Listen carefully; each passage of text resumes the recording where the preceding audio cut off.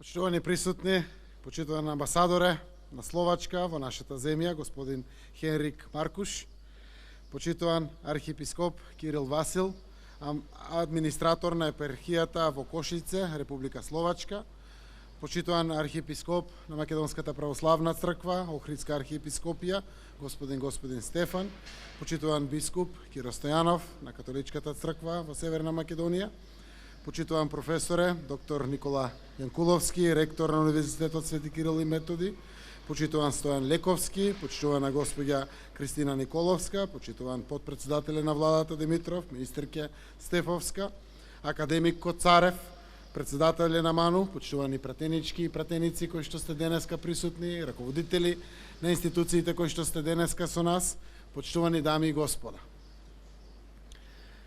Сите мисии на светите браќа Кирил и Методи биле мисии на обединување. Нивната мисија на обединување на словенските со другите народи на Европа се извинувам, пред нешто повеќе од 1150 години, покрај христијанизацијата на словенските народи, имала изворедно и единствено историско, културолошко и епохално просветителско значење. Во пресрет на 24 мај, денот посветен на светите браќа, како се словенски просветители, нивната мисија повторно ја покажува далекосежната визија, затоа што се уште ги собира и обединува словенските и другите народи во Европа. Таков е и денешниот настан. Делото на светите браќа Кирил и Методи не собра уште еднаш. Овој пат и по повод на два големи јубилеа, 30 години од осамостојувањето на Северна Македонија и 100 години од раѓањето на основоположникот на современиот македонски јазик Блаже Коневски. Како покровител на овој настан ми представува посебна чест да ве поздравам на промоцијата на публикацијата во која е содржано словото Проглас на Константин Филозоф, односно Свети Кирил, во која се поместени и повеќе други текстови и коментари на богослови, историчари и хроничари на делото и животот на Свети Кирил и на неговиот брат и сопатник во значајни мисии Свети Методи. Како што реков, и овој настан во чест на Свети Кирил и Методи обединува. Овој пат ги обединува Република Северна Македонија и Република Словачка преку заедничкото издание на Прогласот на Константин Филозоф Свети Кирил. Но тука со нас се и гостите од Чешка и представници на други братски држави, обединети и преку род и преку заедничката ни писменост. Ова библиофилско издание, кое за прв пат беше објавено во Словачка по повод 1150 годишнината од Великоморавската мисија на сесловенските просветители, сега доживеа и второ дополнително издание на старословенски, словачки и македонски јазик. Објавено е повторно од страна на Словачката Народна библиотека во соработка со издавачот Друштво на писатели на Словачка и со финансиска поддршка на владата на Република Северна Македонија. Посебна заслуга за ова издание му припаѓа на господинот Стојан Лековски, наш сограѓанин, кој повеќе години живее и работи во Словачка и кој се јавува како составувач и преведувач на оваа дело. Денешниот настан во пресрет на 24 мај, денот на сесловенските просветители, Свети Кирил и Методи, е збогатен и со изложбата Потрагите на Свети Кирил и Методи. На неа, низ фотографии и илустрации си прикажени животот и делото на сесловенските просветители и нивните мисии меѓу сарацените, хазарите, брегалничката мисија, како и нивната најзначајна мисија за словените, мисијата во Велика Моравија.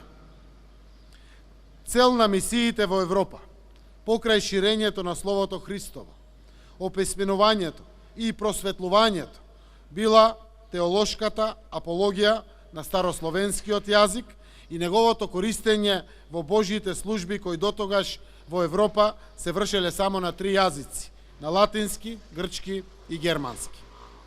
Темелот на тој културолошки процес бил создавање на првата азбука глаголицата. Константин Филозоф, кој подоцна го добива монашкото име Кирил, за основа на создавањето на првото словенско писмо Глаголицата, ги зема говорните карактеристики на словенско население на територијата на Македонија во околината на родниот град на светите браќа Солун. Намерата на нивната мисија е Библијата да биде достапна за сите словени. Нивната мисија тогаш имала наднационална, цивилизаторска и обединувачка улога. Со преведената Библија во ракопис, светите браќа Кирил и Методи на повик од царот Ростислав заминуваат во Велика Моравија и тамо го распространуваат и утврдуваат христијанството на старословенскиот јазик, сосема разбирлив за тамошното население. Ја развиваат препишувачката школа во тогашните манастири се извинувам. Ја развиваат препишувачката школа во тогашните манастири и ги умножуваат книгите, за да им ги остават на свештениците, за да ја продолжат нивната мисија.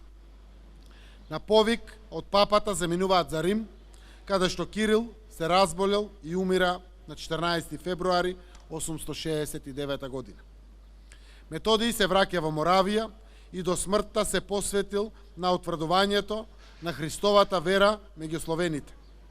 По неговата смрт, на 6 април 885 година, неговите ученици, петочисленици, на чело со Свети Климент Охридски, се враќаат меѓу јужните словенски народи.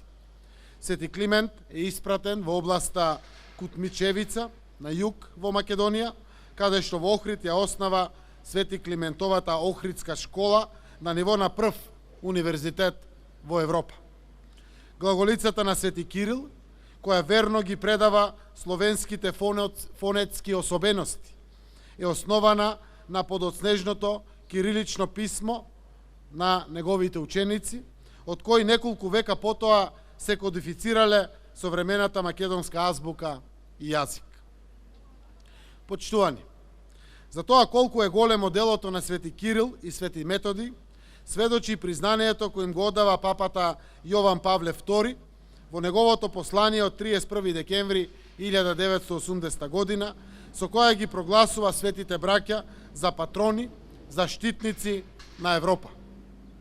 Овој чин само потврдува дека мисијата на светите браќа Кирил и Методи е еден од првите примери на поврзување на различни култури со истовремено почитување на разликите. Тоа е вредност на која ние и денеска се повикуваме, сеќавајќи се на нив и на историјата, истовремено свртени со поглед кон иднината, за која велиме дека заедничките допирни точки не делат, туку не поврзуваат. Оваа вредност, еве и после повеќе од 1150 години, не учи и не инспирира.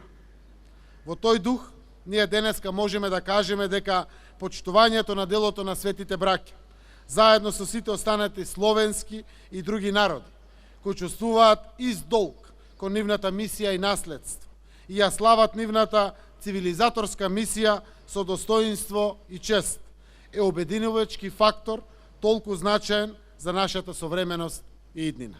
Благодарам.